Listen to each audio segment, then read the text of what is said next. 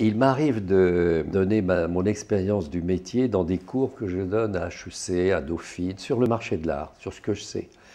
Et je commence mon cours traditionnellement par une phrase toute faite, qui est la suivante. Je suis un exemple rassurant pour les jeunes filles et les jeunes gens qui se désespèrent de ne pas avoir de vocation. Car mon métier, je ne le connaissais pas dans ma jeunesse, pendant que je faisais mes études, et ce sont mes professeurs qui me voyaient bibloter comme la Odette de Proust, et qui voyaient des facilités de langage. J'avais un comportement très extraverti, un peu de batteur à l'université. Oui. De droit. Je faisais du droit et je me destinais au métier d'avocat.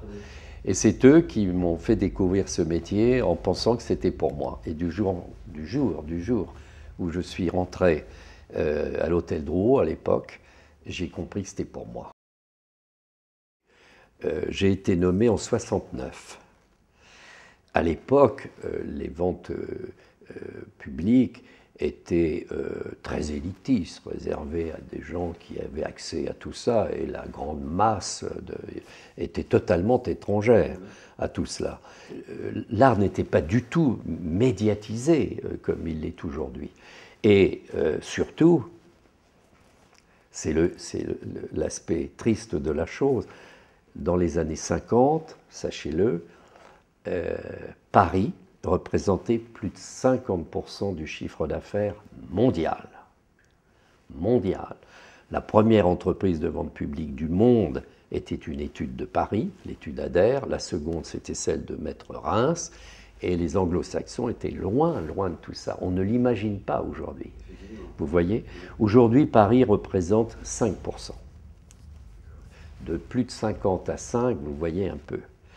Donc, les règles du jeu étaient différentes, il y avait un monopole en France, etc. Je ne vais pas vous embêter à vous raconter tout ça. Mais déjà, la population qui avait accès aux ventes aux enchères était très restreinte, quasiment élitiste. Aujourd'hui, par les médias, par la communication, par vous, par net, tout le monde. Et les spécialités se sont multipliées. Avant, il y avait tableaux anciens, tableaux modernes, un peu meubles objets d'art très classiques, et c'était fini. Aujourd'hui, vous imaginez les nouvelles richesses de la bande dessinée au design, enfin, ça n'arrête pas. Ça, c'est le premier point. Le second, c'est que le métier lui-même a beaucoup évolué. Quand j'ai débuté, j'étais officier ministériel. Pensez que Maurice Reims, mon grand aîné, a été convoqué en chambre de discipline parce qu'il avait osé éditer un catalogue dans lequel quelques tableaux, pas tous, étaient reproduits en couleur. Et moi, j'ai été convoqué en chambre de discipline, où on m'accusait carrément de racolage, ce qui était indigne d'un officier ministériel. Moi, j'ai édité le premier dossier de presse. Le premier, c'est vous dire le changement total de mentalité. Oui.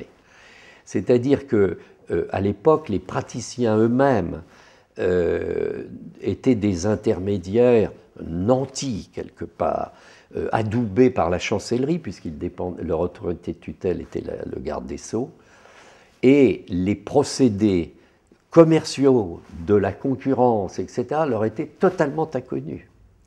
Donc, vous voyez une évolution qui n'a absolument rien à voir. Quant à l'art lui-même, eh bien, il est devenu une nouvelle richesse.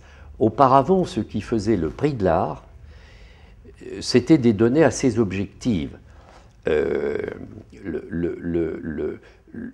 Le tableau lui-même, c'est-à-dire des critères objectifs. Un Corot qui avait de l'eau, c'était plus qu'un Corot qui n'en avait pas. Un Corot qui avait un petit personnage, c'était une petite dame bien rouge et tout, c'était plus que s'il n'y avait pas de personnage. Des choses assez comme ça. Et la rareté, les critères normaux. Et puis, il s'ajoutait à ce prix-là le code social. N'est-ce pas? Les gens achetaient pour le code social. On rentrait chez quelqu'un, vous voyez la belle commode Louis XV, Louis XVI, un tableau au-dessus, entre les rideaux, tout ça, et tous les lots étaient scotchés comme ça toute la vie et on n'en parlait plus. À partir des années 82, c'est très étonnant parce que ce n'est pas du tout une histoire française, c'est dans le monde entier, En 82, l'art a commencé, bizarrement, à rentrer dans les patrimoines en tant que valeur.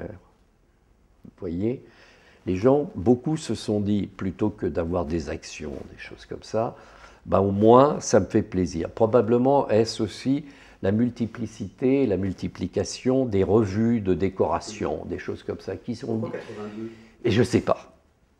Parce que ça n'existe pas avant. Voilà. Et dans le monde entier, à peu près au même moment, l'art commence à monter en prix de manière singulière, et il s'y ajoute donc ce que je vous ai dit tout à l'heure, c'est-à-dire un prix fait par le code social et les critères normaux de rareté, de choses comme ça, c'est ajouté une valeur marchandise. Cette valeur marchandise, cette plus-value marchandise, elle est ce que le marché vous oblige à payer au-dessus de la capacité de l'objet à vous donner du bonheur.